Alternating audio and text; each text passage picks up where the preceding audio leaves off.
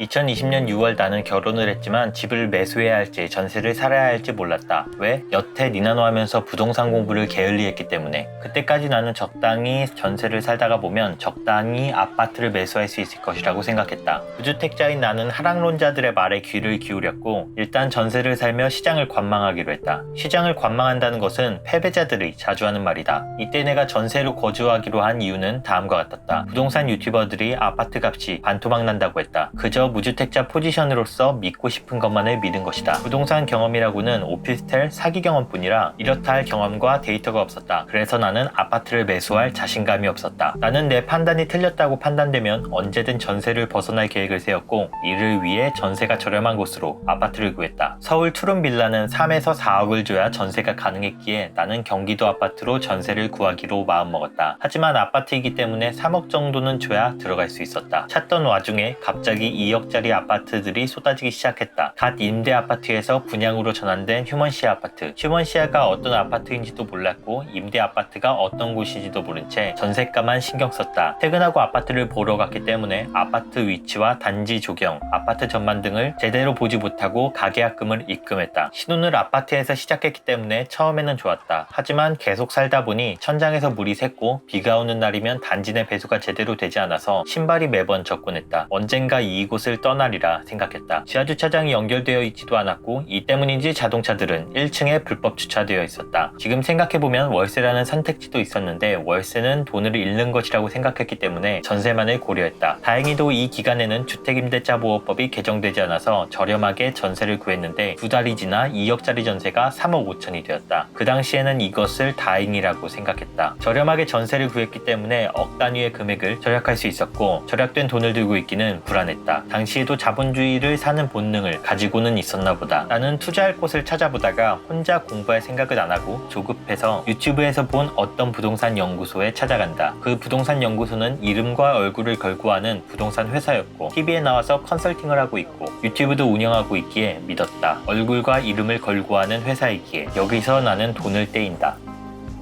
신혼집을 전세로 구한 나는 몇 억 원의 돈이 놀고 있었다. 돈이 놀고 있으니 불안했다. 돈의 가치는 매일 떨어져 가고 있기 때문에 나는 TV에 출연하며 유튜브 채널을 운영하는 한 부동산 연구소에 찾아갔다. 왜? 부동산 공부는 어려우니 투자를 날로 먹기 위해 세상에 공짜가 있다고 생각했다. 일단 세미나를 들으러 와이프 손을 잡고 경기도에서 강남까지 버스를 타고 향했다. 이상한 점은 네임드 아재인데도 세미나 2자리 예약이 쉬웠다는 것이다. 나는 강남에 위치한 부동산 연구소에 입장하고 자리를 잡았다. 어서오세요. 후구님 맞으시죠? 세미나실 안에는 10명 정도 되는 사람들이 있었고 그 중에는 나와 내 와이프가 가장 어린 것 같았다. 세미나 내용을 요약하자면 다음과 같았다. 현재 부동산 시장 내에서 혜택을 받는 것은 주택임대사업자이니 1.5룸 도시형 생활주택에 갭투자라는 것이다. 무려 3시간 동안 동일 내용으로 세뇌당하니 부동산 지식이 없었던 나와 와이프는 그 논리에 빠져들었다. 세미나가 끝나는 시점에 일반 상담은 50만원, 함께 투자할 사람은 100만원의 비용이 든다고 했다. 왼쪽을 보니 와이프의 눈이 반짝였다. 100만원을 냈다. 왜? 일단 현금이 노는 것 때문에 조급했다. 부동산 지식이 없었다. 그래서 속았다. 누가 적당히 투자를 대신해줬으면 좋겠다고 생각했다. 나름 TV에도 나오는 네임드라 신뢰가 갔다. 그리고 와이프 눈이 너무 반짝였다. 그 아재가 한 달 뒤에 계약서를 쓰자고 했다. 이상했다. 나는 투자 물건에 대한 정보는 일절 전달받지 못했다. 그저 한 달 뒤까지 돈만 준비하면 된다고 했다. 집에 오면서 생각해보니 중개행위도 사무실에서 하기 때문에 중개 수수료도 챙기는데 물건 알선 수수료도 투자금의 1%를 받았다. 몇 억이라는 돈이 눈앞에서 아른거렸다. 위기의식을 느꼈다. 물건에 대한 정보는 일절 없었다. 내가 유추할 수 있는 것은 도시형 생활주택에 투자한다는 것. 전화해서 투자에 관해 물어도 약속일에 오면 알게 된다고 했다. 100만원이라는 돈을 지불하니 갑을 관계가 완전히 바뀌었다. 뭔가 해결책을 찾아야만 했다. 나한테는 지식과 지혜가 없으니 데이터를 쌓기 시작했다. 단지 이상한 매물을 추천해주면 거르기 위한 단계였다. 내가 세운 가정은 도시형 생활주택과 오피스텔의 매매가에 상관도가 높다는 것. 가정을 세운 이유는 다음과 같았다. 빌라는 실거래가가 존재하지 않는다. 하지만 오피스텔은 존재한다. 동일 지역에서 빌라의 수요와 오피스텔 수요의 상관도는 높을 것이라는 나름 논리적인 생각. 그래서 나는 서울 내 모든 지하철역의 오피스텔 가격 변화를 데이터로 쌓는다. 2주간 하루에 2시간씩 자면서. 오피스텔 가격은 대부분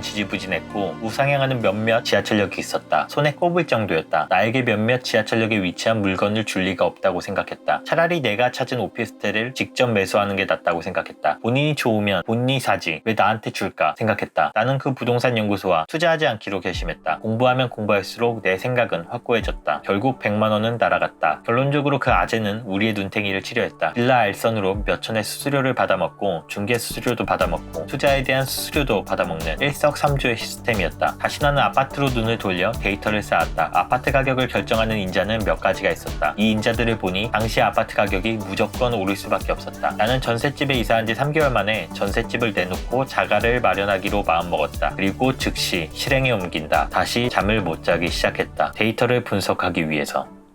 빌라파리에게 신축 빌라 분양 눈탱이를 맞을 뻔한 나는 아파트를 매수하기로 마음먹었다. 사실 생각해보면 내 눈탱이를 치료했던 부동산 연구소는 집을 사게 해준 은인이다. 부동산 연구소 덕에 오피스텔 데이터를 분석하다가 자연스럽게 아파트 관련 데이터를 분석할 수 있게 되었고, 아파트 가격을 결정하는 인자를 알게 되었고, 이 인자들은 아파트의 값이 상승할 것이라고 알려줬다. 아주 확실히. 데이터 분석 결과 나는 서울 아파트를 매수할 것으로 정했으며 확신을 갖게 한 인자는 다음과 같았다. 수요와 공급, 전세가율, 아파트 구입 부담지수, M1, N2 비율, 매수 우위 지수이다. 이 외에도 몇 가지 고려할 인자들이 더 있겠지만 어차피 서울에 아파트를 매수할 것이기 때문에 신경 쓰지 않아도 되는 인자들이었다. 먼저 수요와 공급은 많은 사람들이 알고 있는 기본적인 내용이다. 서울에 공급할 수 있는 방법은 재건축, 재개발, 분양 등이 있는데 앞으로 몇 년간 서울 아파트의 공급을 검색해 보았다. 몇 년간 공급은 없었고 이는 나의 불안 심리를 자극시켰다. 현재 서울의 인구는 감소하고 있는데 이는 세대수는 증가하지만 세대당 사람 수가 적어서 나타나는 현상이었다. 그만큼 서울의 공급은 부족했다. 2020년에 아파트 매수를 고려했는데 가까운 2021년만 봐도 공급이 반토막이 났으며 2022년, 2023년도 공급은 바닥을 쳤다. 사실 이것만 봐도 아파트를 매수했어도 됐는데 쫄보였기 때문에 다른 인자들을 더 찾아봤다. 전세가율은 아직 전저점에 도달하지 않은 단계였다. 내가 아파트를 매매할 당시에 서울 전세가율은 55% 수준이었고 과거의 전세가율은 38%까지 떨어졌다. 전세가율은 매매가 하락을 하방에서 받쳐주는 인자이며 현재의 부동산 가치를 잘 대변해준다. 전세가율이 아직 높다는 것은 아직 상승 여지가 있다는 것을 의미한다. 심지어 내가 아파트를 계약하는 날 주택임대차 보호법이 개정되면서 내가 살고 있는 아파트 전세도 1억 5천만 원이 올랐다. 단 몇 개월 만에. 전세가율이 아파트 값을 받쳐주면서 아파트의 하방 경직성은 더욱 강해졌다. 이는 나에게 힘이 되었다. 아파트 구입 부담지수 역시 정고점 도달까지 시간이 필요했다. 아파트 구입 부담지수는 금리, 아파트값, GDP 같은 인자가 버무려진 값인데 아직 정고점까지는 시간이 있었다. 이 역시 상승을 의미했다. 빨간색 영역은 아파트값 상승기이며 파란색 영역은 아파트값 하락기인데 주택 구입 부담지수는 정고점까지 23.5%가 남아있었다. 최소한 여기까지는 아파트값이 오를 것이라고 나는 생각했다. 현재 총알이 어느 정도 준비되어 있는지를 보여주는 M1, N2 비율 역시 역대 최대였다. 통계 분석상 30%를 넘으면 서울 아파트 값이 올랐다. 파란색 영역은 하락기, 빨간색 영역은 상승기인데 그림에서 확인할 수 있듯이 30을 기준으로 아파트 값이 폭등한다. 이는 상관도 0.46으로서 아파트 값과 밀접한 상관도를 보인다. 이 지표는 현재도 가까운 미래에도 아파트 값은 오를 것이라고 알려줬다. 유동성의 무서움을 다시금 알게 되었다. 이 모든 것을 종합적으로 버무린 매수 우위 지수는 KB에서 매주 발표하는 인자인데 KB에서 말하길 100을 기준으로 값이 크면 매도자 우위, 값이 작으면 매수자 우위 시작이라고 했지만 100 이상은 폭등을 의미했고 50 미만이 돼서야 하락을 의미했다. 50과 100 사이는 지지부진한 움직임을 보인다. 참고로 매수자 우위이면 아파트 값을 깎을 수 있으며 매도자 우위라면 매도자가 계약날 아파트 값을 올려버린다. 나는 매수 우위 지수가 50 밑으로 빠지지 않을 것이라고 판단했다. 나는 이 모든 인자들을 분석하기 위해 일주일 동안 2시간을 잤다. 분석을 하면 할수록 마음이 조급해졌다. 내가 봤던 유튜브 채널은 하락을 외쳤지만 내가 분석한 데이터들은 모두 상승을 예견했다. 나는 이사철 전에 서울 아파트 매매를 마음먹었다. 최대한 빨리. 그리고 아파트 매물을 검색하기 시작했다.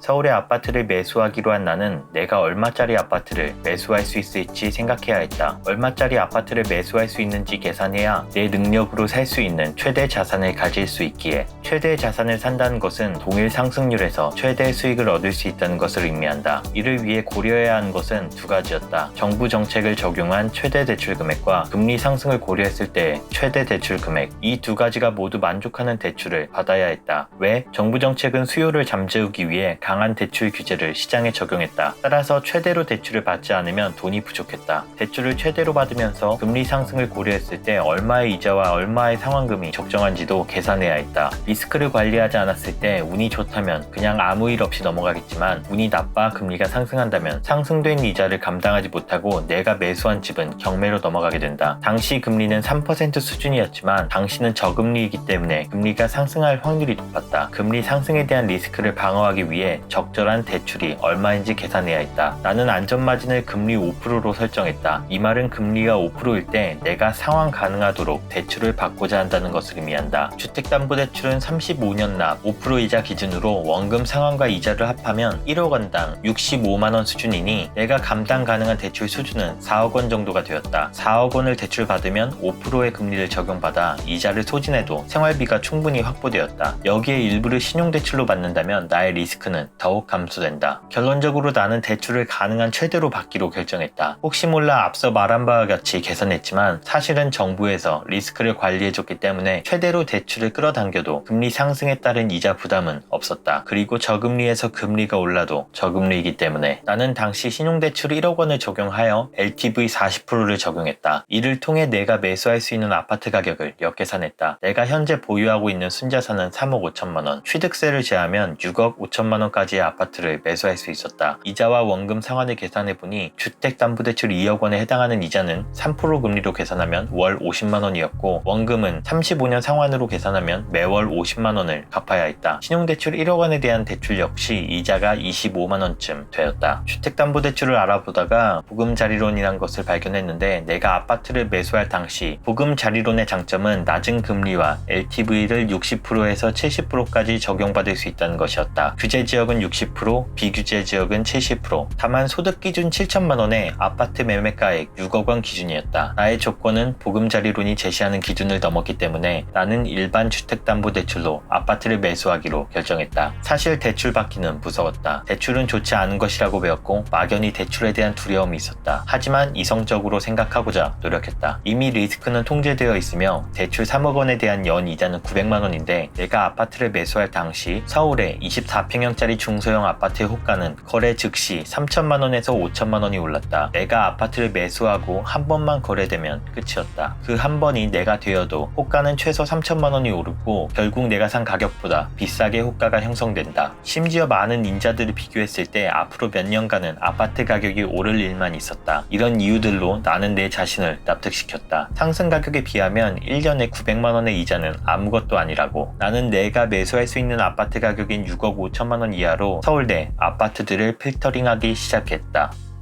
6억 5천만 원짜리 아파트를 매수하기로 한 나는 임장한 아파트들을 필터링해 골랐으며 거주를 희망하는 동네와 아파트를 선정하고 실거래 등록 전 아파트를 매수하는 방법으로 가계약을 했다. 임장할 아파트들을 추리기 위한 기준은 다음과 같았다. 회사 출퇴근의 용이성, 살기 좋은 곳, 면적, 대단지. 대부분의 기준은 네이버 부동산으로 필터링할 수 있는데 이를 손품이라고 한다. 반면에 살기 좋은 곳인지 여부는 임장을 통해서 알 수 있는데 이것은 발품이라고 한다. 나는 손품으로 지역을 선정하였으며 발품으로 실거주에 적합한지 여부를 판단했다. 처음에는 어렵다고 생각했지만 하다보니 익숙해졌다. 먼저 손품으로 필터링할 수 있는 인자인 회사 출퇴근의 용이성, 면적, 대단지의 기준으로 필터링했다. 회사 출퇴근의 용이성은 말 그대로 회사에 출퇴근하기 좋은지 여부인데 나는 회사까지 도어 투 도어 편도 1시간 이내면 좋다고 생각했다. 그래서 네이버 지도를 켜고 어떤 위치가 내가 다니는 회사와 도어 투 도어 1시간 이내인지 필터링했다. 아파트와 지하철역의 도보 시간에 대중교통 탑승 시간을 더했다. 참고로 잡코리아와 알바몬이 설문한 결과 수도권 직장인의 평균 출퇴근 소요 시간은 115분이었다. 왕복 2시간 정도를 길에 버리고 있는 셈이다. 실거주 면적은 전용 59제곱미터 이상인 옛날 기준 23평에서 24평 이상으로 필터링했다. 나와 와이프 그리고 향후에 가질 아기를 생각하면 20평대 이상의 아파트가 필요했다. 20평대의 아파트는 지어진 시기에 따라 방의 개수와 화장실의 개수가 달랐다. 1993년 전후에 지어졌다면 방 2개와 화장실 하나로 구성되어 있었으며 1998 2008년 전후에 지어진 아파트는 방 3개와 화장실 1개, 2005년 전후에 지어진 아파트는 방 3개와 화장실 2개로 구성된다. 당연히 최근 지어진 아파트를 원했지만 동일 위치라면 최근 지어진 아파트일수록 가격이 너무 비쌌다. 그리고 내가 원했던 아파트는 1000세대 이상의 대단지 아파트. 하지만 내가 아파트를 매수했을 때에는 매도 물량이 워낙 적어서 500세대 이상의 아파트로 필터링해서 아파트를 골랐다. 대단지의 장점은 기본적으로 저렴한 관리비와 환금성이다. 1000가구 이상의 아파트의 제곱미터당 관리비는 평균 1062원, 500에서 1000가구는 1091원, 300에서 500가구는 1152원, 150에서 300가구는 1271원이다. 약 20% 차이. 대단지에서 20만원 나올 관리비가 소형 단지에서는 24만원이 된다. 환금성은 얼마나 아파트의 거래가 잘 되는지를 나타내는 것인데, 나홀로나 작은 단지 아파트의 경우에는 지금과 같은 불장에는 비교적 거래가 잘 되지만 하락장에는 거래가 잘 되지 않아 기천만원을 낮춰 팔아야 그나마 팔린다. 그래서 나는 안정적으로 내 자산을 지킬 수 있는 대단지 아파트를 선택했다. 이런 점들을 적용해서 나는 네이버 부동산을 켰다. 네이버 부동산에는 이런 인자들을 필터링할 수 있는 기능이 있다. 먼저 나는 매매를 할 것이고 아파트를 거래할 것이다. 그리고 5억에서 6억 5천만원짜리 아파트를 매수할 것이고 면적은 20평대에서 30평대로 설정했다. 조건 변경에 들어가면 세부 사항들을 설정할 수 있는데 세대수 500세대 이상으로 설정했다. 아파트의 연식, 방, 화장실의 개수도 설정할 수 있는데 해당 기간에 매물이 워낙 없어서 나는 모든 기준을 풀고 아파트를 필터링했다. 나는 이렇게 손품으로 여러 아파트들을 선정하였으며 선정한 모든 아파트들에 대해 발품을 팔기 위해 3주 동안 하루 2단지 정도를 임장한다. 부동산 사장님들을 만나는 것은 처음에는 굉장히 어려웠다. 하지만 계속 하다 보니 익숙해졌고 내가 원하는 바를 말하면 부동산 사장님들은 매수인인 나의 편이었다. 아닌 경우도 종종 있었지만 당시에는 거래 수수료를 최소화하기 위해 머리를 조금 썼지만 지금 생각해보면 거래 수수료를 최대로 들이면서 부동산 사장님이 내 편에서 아파트 가격을 깎는 편이 더 좋은 것 같다. 우리가 발품을 통해서 알아볼 내용은 크게 없었다. 서울이 아니었다면 임장을 통해 알아볼 인자들이 한두 가지가 아니었지만 서울이기 때문에 동네의 분위기와 언덕의 여부로 판단하면 된다. 동네의 분위기는 보통 연령대로 나눌 수 있고 언덕은 걷다 보면 알게 된다. 동네를 돌아다니다 보면 연령대가 높은 할아버지들이 많은 동네가 있는 반면에 학생들이 많은 동네가 있다. 당연히 분위기는 학생들이 많으면 많을수록 좋다. 그리고 나는 단지 내 외제차 비율만 봐도 이 아파트의 소득 수준을 판단할 수 있었다. 욕을 먹을 수 있는 이야기지만 같은 값이면 소득 수준이 높은 동네를 선호한다. 그리고 서울은 대부분 산이기 때문에 평지가 잘 없다. 임장 시 주로 체크하는 사항은 언덕이 있는지, 언덕이 있다면 내가 매일 왕복할 수 있는 정도의 언덕인지를 확인했다. 아파트 내부를 볼 때면 나는 몇 가지 체크리스트를 점검했다. 기본적인 체크 항목은 누수, 바닥 평탄도, 샤시, 수압 등이다. 어차피 오래된 아파트이기 때문에 크지는 않지만 작은 수리는 할 것이었다. 따라서 벽의 상단을 보며 누수가 있었는지 여부를 체크했다. 수압은 간단히 체크했으며 바닥의 평탄도를 체크했다. 바닥을 체크하는 이유는 오래된 아파트이기 때문에 콘크리트의 방향이 중력 방향이 아닐 수 있기 때문이다. 추가로 샤시가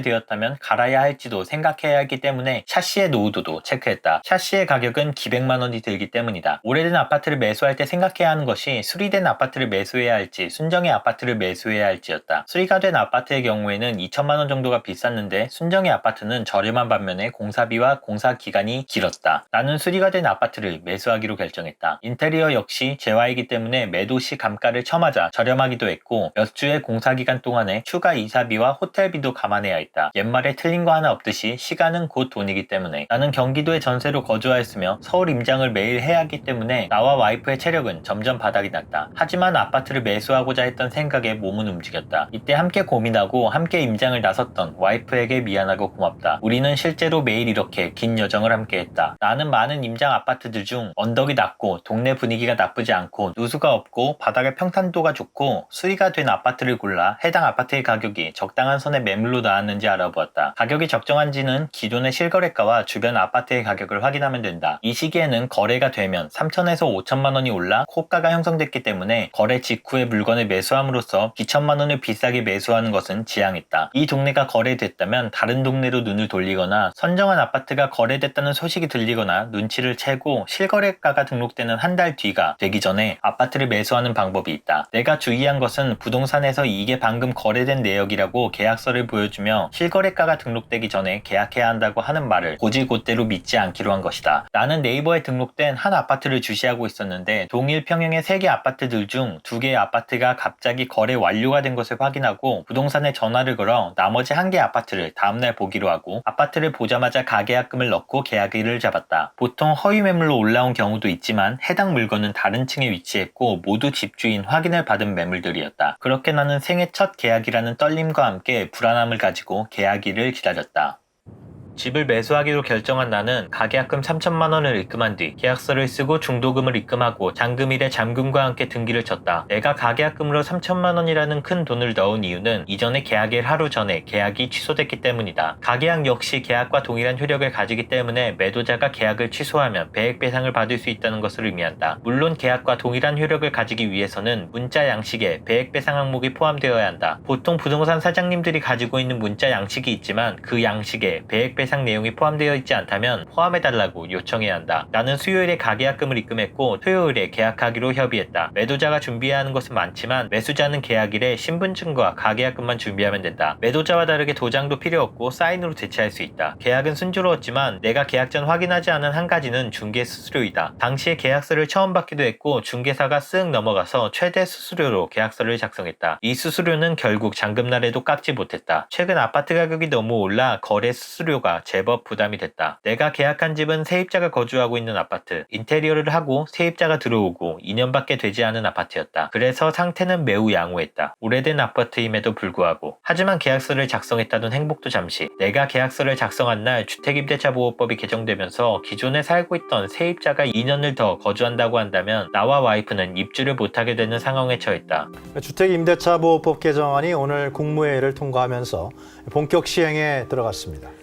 세입자가 원하면 전월세 계약을 2년 더 연장할 수 있고 이때 임대료는 5% 이상 올리지 못합니다. 자세한 상황은 우리가 등기를 치지 않았을 때 현재 세입자가 계약갱신 청구권을 사용한다면 우리는 등기를 치지 않아서 거부할 수 없고 기존 집 주인도 계약갱신 청구권을 거부할 수 없다. 거부를 위한 이유는 오직 본인 실거주나 가족의 실거주이기 때문에. 그래서 나는 국토교통부에 문의를 했으며 해당 문의건은 여러 정부기관을 돌아다니며 답변이 질질 끌리다가 결국 알아서 해결하라는 답변을 받았다. 내가 이따위 답변을 받으려고 세금을. 하지만 기존 세입자는 공무원 들이었기 때문에 우리의 상황을 잘 이해해 주었고 전세계약 기간이 끝나는 날에 맞춰 이사를 나가주기로 했다. 우리도 순조로운 이사에 협조하기 위해 세입자가 다른 집을 구할 때 필요한 전세계약금을 먼저 주고 나머지 금액은 이삿날에 맞춰 지급하기로 했다. 중도금은 약속한 날짜에 맞춰 매도자 계좌로 입금했으며 잔금날이 밝았다. 잔금날까지 나는 법무사를 알아봐야 했으며 잔금과 함께 취득세도 준비해야 했다. 법무사는 보통 은행이나 부동산에서 알선해준다고 하는데 그들에게 미안한 이야기지만 파라는 눈탱이를 친다. 취득세와 필수 비용을 제외하고 30만 원이면 법무사에게 맡길 수 있는데 리베이트를 받는 것인지 모르겠지만 수고비, 식비, 교통비 외 기타 이상한 명칭의 비용들이 더해져 80만 원까지 뻥튀기 되는 견적서들을 많이 받다. 이를 깔끔하게 해결하기 위해서 나는 법무통 어플을 사용했다. 법무통 어플에 계약서를 첨부하고 견적을 신청하면 여러 곳에서 견적을 올린다. 평점과 가격을 보고 선택하면 되는데 대부분 30만 원 전후의 가격대이다. 취득세는 1%에서 3%를 내는데 사실 내가 왜 내야 하는지 모르겠는 지방교육세를 더하면 1.1%에서 3.3%이고 30평대는 여기에 농어촌 특별세가 더해져서 1.3%에서 3.5%의 세금을 내야 한다. 취득세 기준은 6억 원과 9억 원으로 6억 원 이하 구간에서는 1%이며 9억 원 이상 구간에서는 3%이다. 그 사이 구간은 1%에서 3%까지 선형 증가한다. 앞서 설명한 바와 같이 여기에 지방교육세와 농어촌 특별세를 더해야 한다. 아파트 가격이 증가했기 때문에 취득세 역시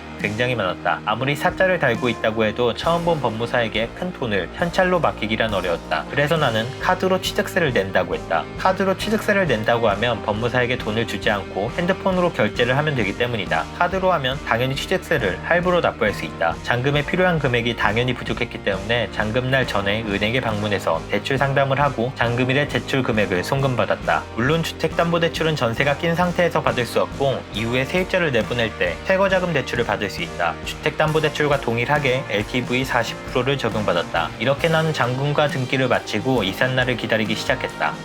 내가 매수한 아파트는 세입자가 거주하고 있었다. 임대차 계약 종료일에 세입자를 내보내고 이사한 후 미래 투자 계획을 세웠다. 회사까지 출근을 고려해 나는 한강을 중심으로 위로 올라갈 수 없었고 한강의 남쪽 어딘가에 아파트를 매수했다. 실거주를 위해서 아파트의 가격이 오를 것인지 보다 거주 편의성에 조금 더 중요하다고 생각했다. 가와 만사성이기 때문에. 내가 매수한 아파트는 세입자가 있는 아파트인데 아파트 등기를 치고 6개월 후 전세 계약이 끝나는 아파트였다. 세입자가 거주하는 동안에는 갭 갑투자 형태로 아파트를 소유할 수 있었고, 세입자가 퇴거할 때에 맞춰 은행에서 퇴거자금 대출을 받아 세입자의 전세비를 충당했다. 이 대출은 주담대와 동일하게 40%를 받았다. 낮은 금리로 대출을 받기 위해 하루 연차를 내고 모든 은행을 방문해서 금리를 확인했다. 결국 내가 고른 은행은 수협. 5년 고정금리 이후 변동금리로 이자는 2.8%였다. 세입자가 퇴거하는 일자에 맞춰 이사를 준비해야 했다. 당시 내가 거주하고 있는 전세도 거주한 지 1년 만에 계약을 끝내는 것이었기 때문에 내가 직접 부동산의 전세 매물을 내놓았다. 내가 들어왔을 때에는 전세가가 2억 원이었지만 1년 사이에 전세가는 1억 5천만 원이 올라 3억 5천만 원이 되었다. 이것은 개정된 주택임대차보호법의 효과였다. 전세 매물이 주는데 수요는 그대로이니 전세 가격이 급등한 것이다. 덕분에 내놓자마자 하루 만에 6팀이 하루에 방문했고 이틀 만에 전세가 나갔다. 주변의 전세 매물이 제로에 가까웠기 때문에 가능했다. 집을 내놓는 과정도 순탄치만은 않았다. 한 곳의 부동산에만 전세 매물을 내놓았는데 주변 부동산에서 야밤에 집까지 찾아와 내가 내놓은 부동산 이름을 대며 문을 열어달라고 거짓말을 하고 본인들에게 집을 내놓으라고 하고 싫다고 거절하니 계약을 틀어버리겠다고 협박했다. 역시나 경우가 없는 사람들이었다. 쌍욕을 먹었고 쌍욕을 되받아쳤다. 쌍욕은 모든 것의 종료를 의미했다. 소름 돋는 것은 이런 부동산이 두 군데였다는 것이다. 알고 보니 두 군데 부동산은 한패였다. 어쨌든 방해 공작에도 불구하고 전세 계약을 완료했다. 이제 이사만을 알아보면 된다. 이사업체를 알아보는데 이삿짐 센터 역시 어려웠다. 명예의 전당팀 같은 게 있었다. 그 중에서도 오직 한국인만으로 구성된 팀을 찾았다. 지난번 이사 때 외국인만으로 구성된 팀이 우리 집 몇몇 살림을 박살냈기 때문이다. 물론 명예의 전당팀이 가격이 약간 더 비싸지만 박살나는 살림 가격에 비하면 저렴한 수준이다. 우리는 경기도에서 서울까지 이사를 해야 했다. 이삿짐을 빼는 것과 동시에 기존의 집에서 전세금을 받고 경기도에서 서울까지 이동하고 이사갈 집 임차인에게 전세금을 돌려주고 입주 청소까지 하는 것은 일정상 힘들어 보였다. 그래서 나는 짐을 빼는 다음 날에 짐을 넣기로 계획했는데 이것이 조금 문제가 되었다. 이사비가 2배로 증가한 것이다. 우리가 조금 고생하면 될 것을 편하게 가기 위해 100 얼마의 금액을 소모했다. 이미 세입자의 이삿날까지 잡혀 있어 바로 잡기는 불가능에 가까웠다. 결국 증가한 이사비와 호텔 가격까지 더해 150만 원이 추가로 발생했다. 휴가까지 쓴 걸로 계산하면 180만 원 정도 되지 않았을까? 무사히 이사를 마쳤고 나는 다음 부동산 계획을 짜기 시작했다. 1주택을 갖는다는 것은 부동산 투자에 대해 잘 모를 때 할 수 있는 안정적인 투자 아닌 투자 방법이라고 생각한다. 깔고 앉아 있기만 해도 주변의 아파트의 시세를 따라가기 때문에 벼락거지가 될 확률이 없고 보통 대출을 일으켜 매수하기 때문에 지금과 같은 저금리 시대에는 수익률이 상승한다. 집을 매수하고 등기를 치고 세입자는 내보내는 기간에 나는 많은 부동산 공부를 했다. 부동산 데이터들을 분석할 수 있게 되었고 부동산 시장 논리에 대해서도 이해할 수 있었고 미래의 부동산에 대해 완벽하게는 예측할 수 없어도 어떻게 될 것 같다 정도는 감을 잡을 수 있었다. 미래에 대한 결론을 내렸다. 나는 2년 뒤 이 집을 팔고 투자를 진행할 것이다. 다시 임차인으로 돌아갈 것이다. 이번에는 전세가 아닌 월세로. 한국에서 아파트에 월세를 산다는 것은 특혜이다. 한국인은 아파트 전세를 선호하기 때문에 월세와 전세가 경쟁한다. 경쟁한다고는 하지만 전세의 압승이다. 때문에 월세 가격은 매우 저렴한 수준이고 이를 이용하면 내가 부자가 되는 것에 많은 도움이 된다. 경기도에만 가면 보증금 6천만 원에 80만 원짜리 월세를 많이 찾아볼 수 있다. 그럼 나는 몇 억이나 되는 시드머니를 깔고 앉아 있지 않아도 되고 깔고 앉아 있지 않은 돈을 굴려서 돈이 돈을 버는 시스템을 만들 수 있다. 심지어 투자 대상은 안정적인 부동산이다. 잃기 어려운 투자를 할 수 있다는 말이다. 그나저나 다행인 건 내가 벼락거지가 되지 않았다는 것이다. 아파트 가격 상승률이 현재 최고조이기 때문에